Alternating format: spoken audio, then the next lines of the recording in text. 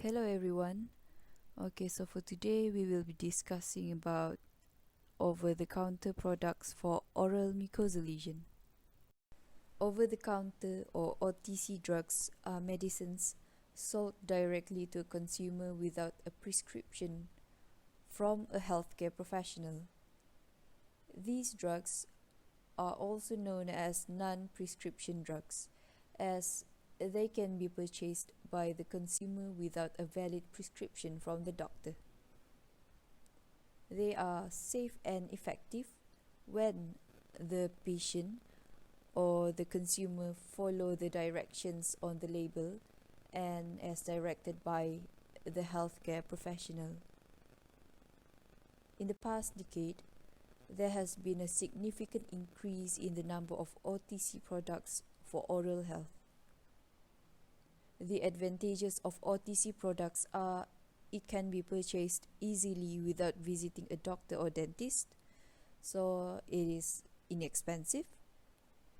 And for patients who are anxious to visit the dentist, or even patients with busy schedules, they could find that OTC products are easier alternatives to their oral health problems.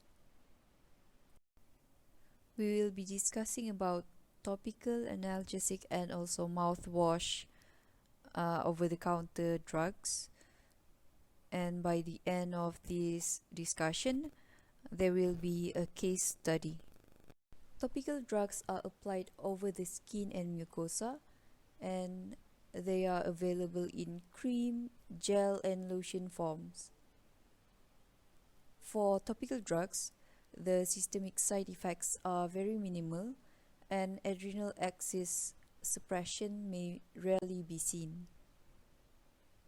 Okay, so the first drug that we will be discussing about is Bonjela. Okay, so Bonjela contains acetylcholium chloride 0.01% and also choline salicylate at 0.714%, which is a type of NSAID. The indications for Bonjela are mouth ulcer, teething pain, denture irritation, and also cold sores. The dosage or direction for use: for adult, they can massage approximately 1 cm onto sore area, and they may repeat it after 3 hours. For denture wearers that have denture sores, they may massage approximately 1 centimeter onto sore area and leave at least 30 minutes before reinserting the dentures. For children from 4 months and above, they may massage approximately half cm, 0.5 cm, onto sore areas using clean fingers. They may repeat it after 3 hours, but the maximum dosage is 6 times in 24 hours. Bonjela may be taken with or without food. And as I said just now, choline cyclate is a type of NSAID. So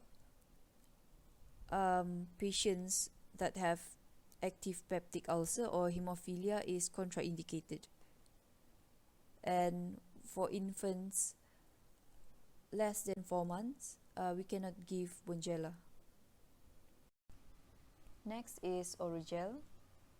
It contains choline salicylate 8.7% and also cetylpyridinium chloride 0.1%. In children more than 4 months, their caregivers may gently massage a small amount onto sore area, not more than once for every 3 hours. And the maximum dose is 6 times daily, just like the Bonjela just now. It is indicated to relieve teething discomfort, mouth ulcers, and also palate, lips, and denture pressure sores. Oral gel is contraindicated in children less than 4 months. Moving on to the next topical product, which is diflumav gel. It contains benzidamine hydrochloride and cetylpyridinium chloride. It is used for temporary relief of painful, inflamed mouth condition, including mouth and dental ulcers and also sore gums. The direction for it is apply approximately 1 cm of the gel at the affected area for every 2 to 3 hours up to maximum 12 times daily. Next is represent gel. The active ingredient that is present in this gel is carbinosolone sodium, which contains both anti-inflammatory and mineralocorticoid activity. It is indicated in the treatment of lip sores, mouth ulcers, and orofacial lesions caused by virus infections. For adults and children over 3 years of age, this gel should be applied thickly to lesions 4 times daily, preferably after meals and at bedtime. The gel should be allowed to remain on the affected area for as long as possible. The next product is Aloe Clear. This product contains polyvinyl pyrrolidone and sodium hyaluronate. It is used for the treatment of aphthous ulcers, aphthous stomatitis, and minor lesions, including traumatic lesions caused by viruses and ill-fitting dentures. This product comes in different types such as gel, spray, oral, rinse, and patch. Each type has different instructions on the usage.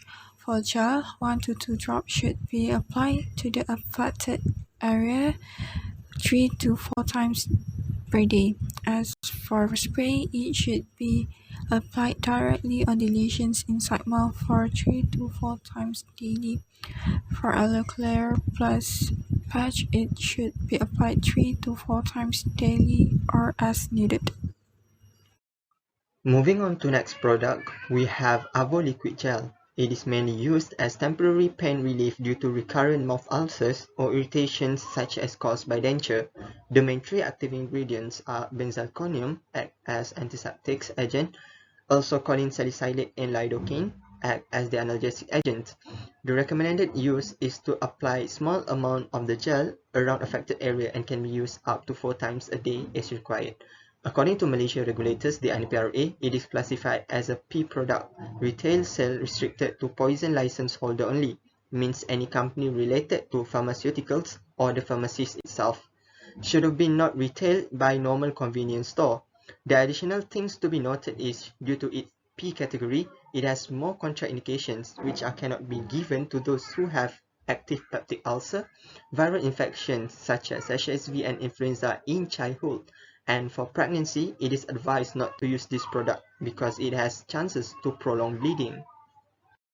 For oral Aid Lotion, the indication for use is also quite the same, which are to relieve pain, but it has additional active ingredients, making it has antibacterial properties, which is the chlorhexidine hydrochloride. The other active ingredients in this product are lignocaine, the analgesics, and also triamcinolone acetonide, which is the anti-inflammatory. The dosage are not specified, but according to its consumer medication leaflets, it is safe to use every 1 to 4 hours a day. The Malaysia regulators classified this product as a C, so it can be sold by any retailer as long as it is recorded and documented into prescription book by the retailer itself. Lastly, we have Oran Medic. It is a total over-the-counter product that allowed to be sold by anyone as its classification is NP. The active substance, which is Hyben X, which is the sulfonated phenolics, sulfuric acid, and colloidal silica, can seek out and extract water from the damaged tissues on the ulcers, then causing the damaged tissues to coagulate.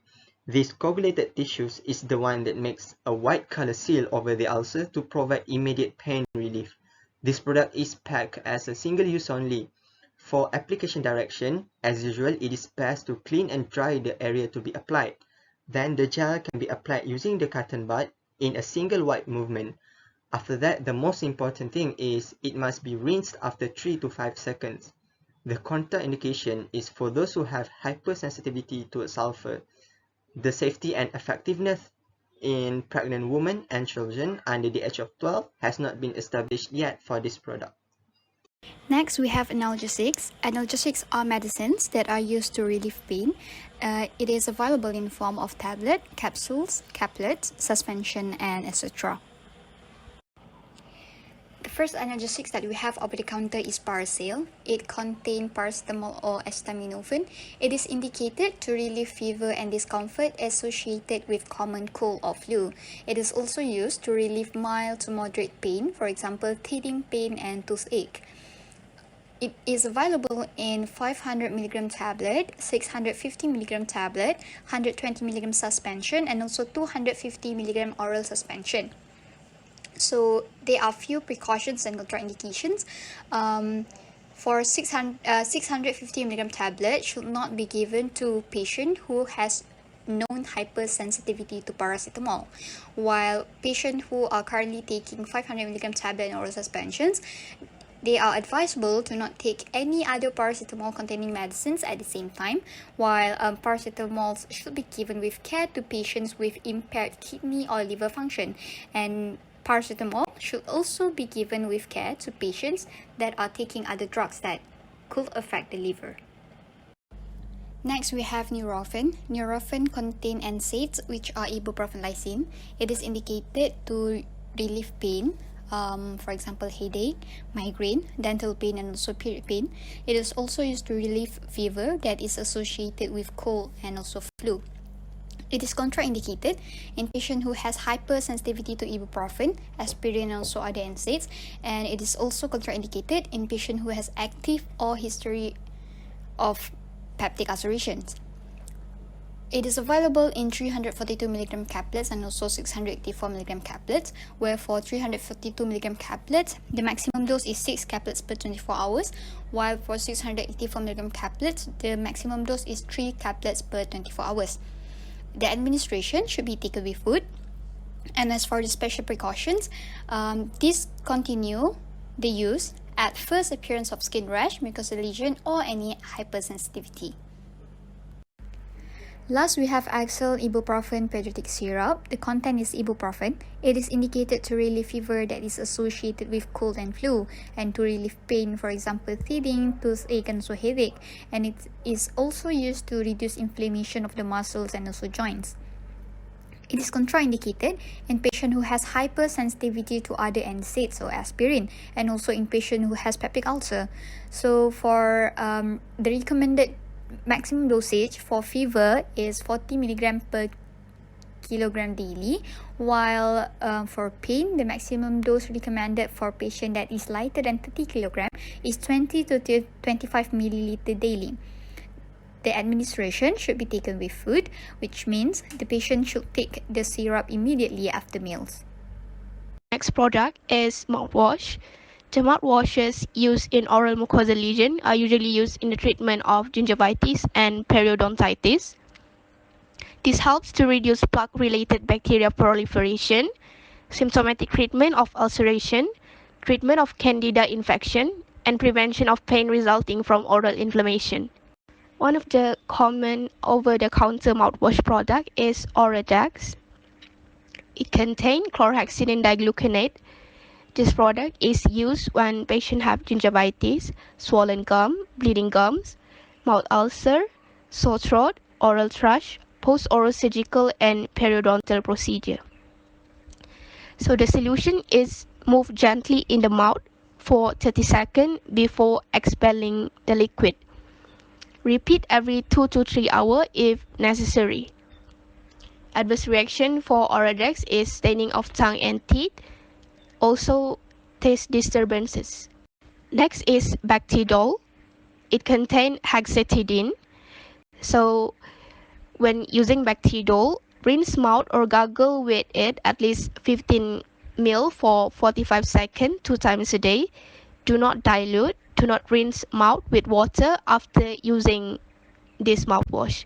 The indication for Bactidol is symptomatic relief of mouth and throat infection, including mouth ulcer caused by susceptible bacteria and fungi. Next product is biotin. This mouthwash contains lactoperoxidase, glucose oxidase, lysozyme, and lactoferrin. Direction for use is rinsing or gargling with at least 15 ml for 45 seconds twice a day. Do not dilute. Do not rinse mouth with water after use. So biotin is used to help relieve dryness and pain or discomfort in the mouth or throat that may be caused by certain disease condition, medication, surgery, and radiation treatment. Okay, so next we will be discussing on a case report of an atypical presentation of oral pyogenic granuloma. So in this case report, it is about a 54-year-old Caucasian woman who was presented to the ECU School of Dental Medicine as she was referred to the oral medicine specialist for evaluation of a skin tag on her left palate and for white and red lesions which were present in her entire mouth but mainly in the posterior hard palate. The patient's main concern was about the white areas throughout her mouth, and she had been previously prescribed with antibiotics and steroids. However, she believed that those prescriptions had made the white areas worse. She also reported that she noticed that her voice had become hoarse sounding. So for the patient past medical history, it was significant for GERD, COPD, anxiety, depression, diabetes, hypertension, MI, stroke, and severe peripheral vascular disease. When she was presented to the faculty practice clinic, she was taking Proventil, amlodipine, carvedilol, lisinopril, nitroglycerin, and all of the drugs in the red box above. The patient also reported that she smoked 1 pack of cigarettes a day for the past 38 years, and she also uses recreational marijuana.